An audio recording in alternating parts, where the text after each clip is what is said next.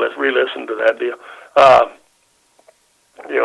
On the isotopic ratios on some of the metals, and some of the metals, theoretically they presumed, and as much as a layman as I could be told, is that probably came from the other side of the Milky Way.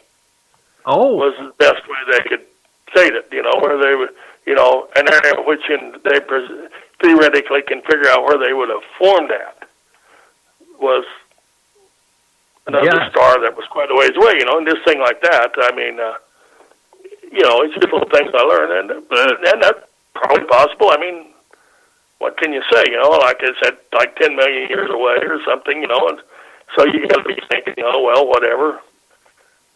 10 million years, or that 10 million years advance, or whatever, however it ends up working, I mean, but it's just the tidbits of information like that. Well, so if we are talking, I'm just theoretically just kind of calculating here. If from what I gather, our Milky Way galaxy is 100 light years across. This planet, or wherever these, the origin. Yeah. You better kick that up a little bit. Maybe like 100,000. I mean, 100 light years doesn't get too many. We get a few stars. Okay. Well, that even makes the analogy even more. Yeah. I mean, that these come from that far away. Amazing. Oh well, yeah. I mean. Of course, like I said, it's perceived distance or whatever, and or wherever, and of course we don't know how long they've been here, or what. Some of them still could come there, and but how they get around, like I said, but it's quite amazing, and to me, it's the great question is now why would they put things like that in them so that we could end up figuring out that they're really not earthly based. Now that's a fascinating question, right? The idea that they, well, to me, I think they're wanting maximum computing power, so they're using elements that have the highest atomic ratios they can find to put into something for maximum computing power. To me, and I find it just so fascinating, But, to me, that's the only logical reason that this type of enigma exists, as they, making these objects. And like I said to me, they've just, I kind of think they talked about the dinosaurs. They were so big they had a brain in their head, and then they had to have a brain in their tail so they could think. And wow, that's different. But like I said, I mean, it's just like here. I mean, it's hooked into my nervous system and doing something. It has to function. It just not sitting there, and like I said, if they've learned how to make a computer out of anything, that was another thing Dr. Leer brought up that of course I didn't listen to that last year, was the inorganic elements that are in the membrane. At times they convert over and they become organic-like. Well, that's the best way he kind of put it. And, I think about that. Of course, like I say, the interface between them, the metallic object and the biological membrane. Yeah. Wow, that's fascinating. Totally. Well, totally mind-boggling, like you could say. It is. It's mind-boggling for anyone. And as a matter of fact, I often wonder. Well, I have wondered. Did you decide to do any hypnotherapy or hypnosis? Regression. Yeah, they've tried a couple of good times on me, and I can't regress me. I haven't been able to get hypnotized.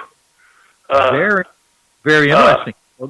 So you are. I ran into Yvonne Smith. Tried it the first time. Mother Hopkins gave me a little bit of a shock, but we did because things didn't go well. And then I went and seen went up with a Japanese film crew. We did a program for a Japanese game show, and went to Laramie, Wyoming, and then Dr. Leer there and some people, and then Leo Sprinkle tried to regress me, and we wasn't successful. Yeah, that was one thing, Roger. I really wanted to see if I could be regressed, but it ain't work. It don't work. Well, we can see that. Well, let me do this, Tim, because I have my resident expert here in hypnotherapy on the line from the UFO icon. Okay. Mary Kennedy, and I think she might want to at least just come on and kind of ask a few questions, and maybe even learn something from what you've been through. Or Mary, are you on the line? I am, Michael. Can you hear me okay? Oh, yeah. I can hear you just fine. Can you hear her there, Timothy? Yeah. Okay, good. Wonderful. Well, I want to introduce you, Mary, to my new friend here, Timothy-Cullin. And, Hi, of Timothy. course, Hi. As you might have heard so far, Timothy, of course, was Dr. Roger-Leer's ninth implant removal patient in this process.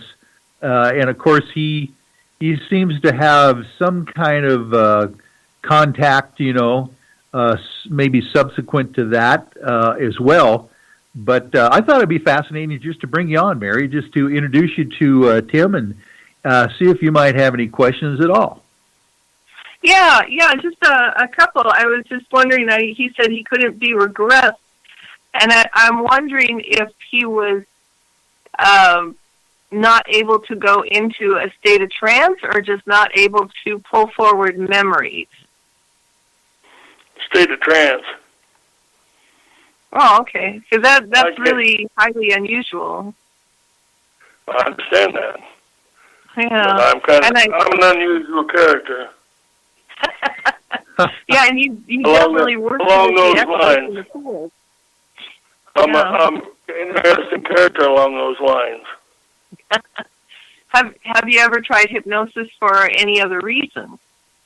Nope. Okay. But when I was in high school, I had a buddy who learned how to hypnotize people. He hypnotized a couple of people, so I know hypnosis works, and I can see it in action. But the interesting thing about me is I'm a missing identical twin from early infancy. And I think that has a little bit to do with my being able to be regressed in any fashion that we may know of. And I'm sorry, I didn't understand. What kind of twin? Missing identical twin from early infancy. Okay. So that is interesting. We get into an interesting mental situation. Yeah. That I'm still finding more information out on, and I wanted to see what happens. Now, how do you determine that you have a missing identical twin? Because I got his death certificate in the desk in the bank. Will that work? Well, I'm curious if it was like when you said missing, I didn't know if you meant that it was. Well, that's what they called it. That's the terminology used. Missing. Okay. There's a missing twins phenomena of also which twins go missing in utero. So, but after birth, it's kind of an interesting place to find any information out on. And I've got quite a little bit on that, but I'm really not I'm wanting to.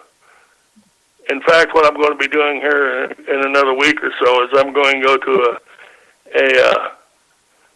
a meeting of people with near-death experiences. Now, the last time I've got around anything like this, twins or near-death experiences, I kind of got my butt run off. So, it's okay. yeah. They didn't want to put up with no alien stuff. If you get my drift. Yeah, that's too bad. But no, I understand you. And no, Mary, and but I think between that and then, like I said, if the extraterrestrials have put a block on me some other way, then this is the situation we're looking at. Yeah, and that does happen. Yeah, that does happen. And tried really hard, and like I said, I wouldn't mind it. I mean, almost sideways. I mean, I did try the truth serum, but we never pushed that hard. But I just it's a no go. There's a absolute. That's it. It ain't working. So. I see. Well, and like I say, you were certainly working with the experts in the field. So if it was going to happen, I imagine it would have happened with those individuals. Well, that's what I was informed. But we, and like I say, that was always one of the greater.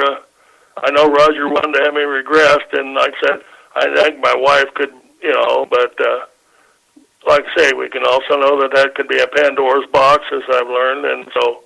If it's been closed this long, and I'm not saying no super need to open it for her anyway. Yeah. Well, and that's a serious consideration too. That sometimes you think you want to know, but when you really sit down and look hard at it, you think, well, maybe I don't need to know that information. And and I counsel people to that effect as well. It's like you make sure that you want to know. Before we go any further.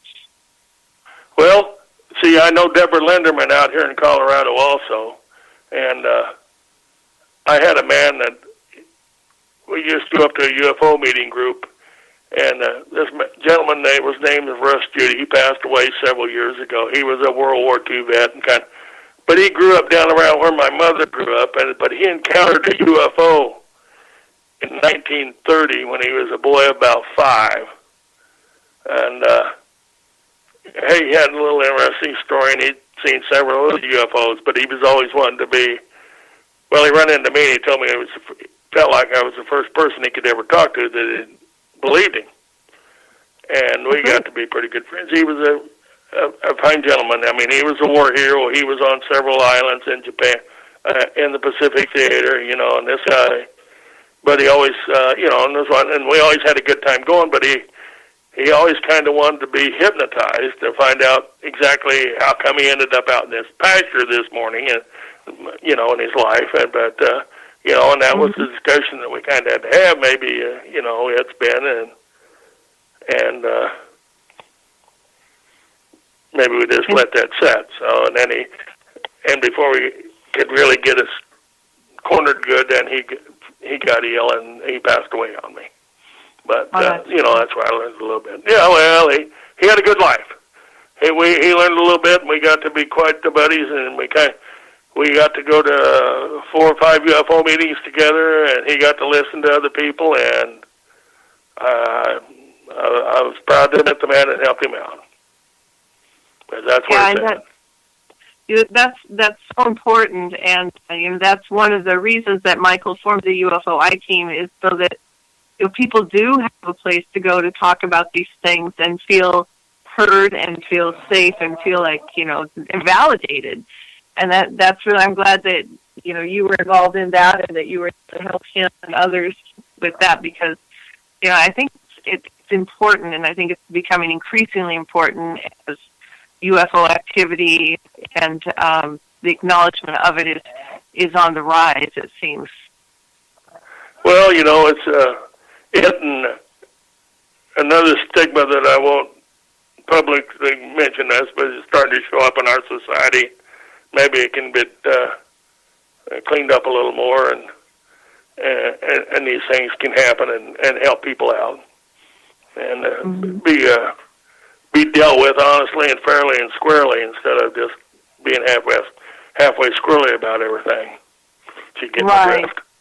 Yes, absolutely. I totally understand that. And people need to feel safe to tell their story so that they will continue to do that and will continue to learn and grow and find the truth. Yeah. Oh, yeah. The only sad thing is, we know we also have people that